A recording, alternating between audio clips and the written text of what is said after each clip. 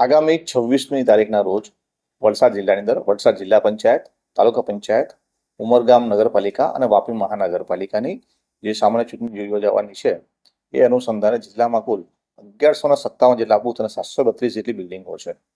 આ પૈકી 37 જેટલી બિલ્ડિંગ છે એને અતિ સંવેદનશીલ કન્સિડર કરવામાં આવી છે અને 125 જેટલી બિલ્ડિંગ છે એને સંવેદનશીલ નક્કી કરવામાં આવેલી છે. સમગ્ર ચૂંટણીની પ્રક્રિયા છે એ મુક્ત, ન્યાયી અને કોઈપણ પ્રકારના ભય વગર મુક્ત વાતાવરણમાં યોજાય તે માટે સમગ્ર તંત્રની તૈયારી કરવા તૈયાર છે.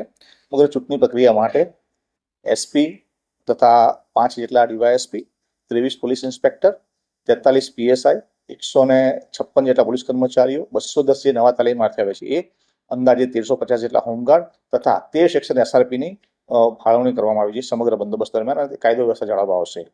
આ ઉપરાંત 80 જેટલી પોલીસ જે ગ્રુપ મોબાઈલ છે એનો ઉપયોગ કરવામાં આવશે જેથી કોઈ પણ તાકીદના સંજોગોમાં કોઈ પણ પરિસ્થિતિને પહોંચી વળાવે. આ ઉપરાંત 14 જેટલી દરેક પોલીસ ક્યુઆરટી એટલે 14 જેટલી ક્યુઆરટી, 6 જેટલી સ્ટ્રાઇકિંગ ફોર્સ પણ પેટ્રોલિંગ માટે કાર્યરત કરવામાં આવશે. આ ઉપરાંત એલસીબી અને એસઓજીની અલગ અલગ ટીમો બનાવીને સતત પેટ્રોલિંગ રાખવામાં આવશે જેથી કોઈ પણ અનિચ્છનીય બનાવ બનતો અટકાવી શકાય.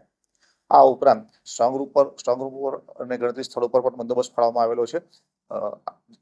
મતદાન પૂર્ણ થયા બાદ સ્ટ્રોંગ રૂમ પર જ્યારે મતપેટીઓ પહોંચશે ત્યારબાદ ત્યાં ત્રણ લેયરમાં બંદોબસ્ત ફાળવવામાં આવેલો છે કે જેની અંદર ઇન્ટરનલ લેયર પર એસઆરપી, બહારની સાઈડમાં આર્મ પોલીસ અને સૌથી બહારની સાઈડની અંદર સિવિલ પોલીસ રહેશે. આમ સમગ્ર બંદોબસ્તની ચૂંટણી પ્રક્રિયા છે એ કોઈ પણ અણબનાવ વગર શાંતિપૂર્ણ મુક્ત વાતાવરણમાં પૂર્ણ થાય એ માટે તંત્રની પૂરેપૂરી તૈયારી છે.